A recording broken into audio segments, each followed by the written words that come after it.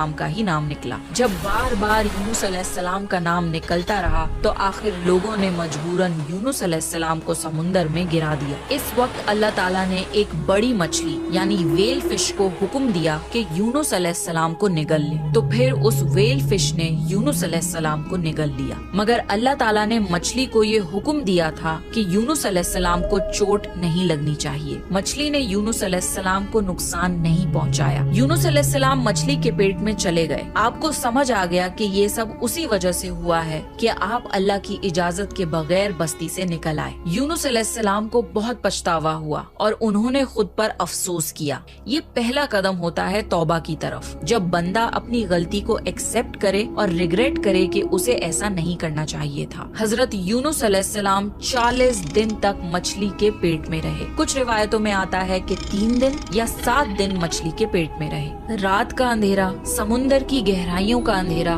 और मछली के पेट का अंधेरा। उस अंधेरे में, समुंदर की गहराइयों में यूनुस अलैहिस्सलाम ने अल्लाह ताला को पुकारा, ला इलाहा इल्ला अंता सुब्हानका इन्नी कुन्तु मिनज़ ज़ालिमीन। ए अल्लाह, तेरे सिवा कोई माबूद नहीं, तू पाक है, मैं ही जालिमों में से था। यूनुस अलैहिस्सलाम ने दुआ नहीं मांगी बल्कि सिर्फ अल्लाह की तस्बीह बयान करी। जब वेल फिश समुंदर के नीचे यूनुस अलैहिस्सलाम को ले गई तो उन्होंने समुंदर के अंदर मखलूकात की तस्बीह को सुना। सारी मछलियाँ, सारे जानवर और पेड़ पौधे अल्लाह की तस्बीह करते थे। तो यूनुस अलैहिस्सलाम ने भी अल्लाह की तस्बीह शुरू करी, ला इलाहा इल्ला अंता सुब्हानका इन्नी कुन्तु मिनज़ ज़ालिमीन। 40 दिन तक यूनुस अलैहिस्सलाम ये दुआ मांगते रहे। उसके बाद अल्लाह ने उनकी दुआ कबूल कर ली। अल्लाह ने कुरान में फरमाया, और हमने उसकी पुकार सुन ली और उसे गम से निजात दे दी, और हम ईमान वालों को इसी तरह गम से बचा लिया करते हैं। वेल मछली ने उन्हें समुंदर के किनारे बीच पर डाला और चली गई। कुरान में अल्लाह ने फरमाया, फिर हमने उसे एक चटियल मैदान में डाल दिया और वो वहाँ बीमार थे, और उस पर साया करने वाला एक बेलदार दरख्त हमने उगा दिया। मछली के पेट के एसिड्स की वजह से यूनुस अलैहिस्सलाम की स्किन जल गई थी। इस पेड़ के पत्ते बहुत बड़े बड़े